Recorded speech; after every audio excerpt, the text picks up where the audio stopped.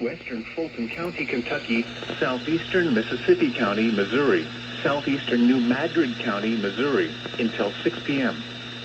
At 2:04 p.m., Doppler radar and automated rain gauges indicated thunderstorms producing heavy rain across the warned area. Between 1.5 and 3 inches of rain have fallen. Additional rainfall amounts of 1 to 3 inches are possible in the warned area. Flash flooding is ongoing or expected to begin shortly. Expected hazards include flash flooding caused by thunderstorms. Source: radar and automated gauges. The following impacts are expected: flash flooding of small creeks and streams, urban areas, highways, streets and underpasses, as well as other poor drainage and low-lying areas.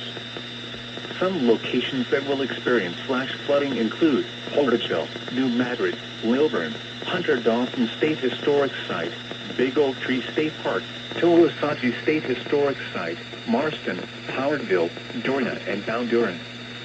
Repeating, a flash flood warning has been issued until 6 p.m. for the following counties: in Missouri, Mississippi, and New Madrid, in Fulton, Kentucky.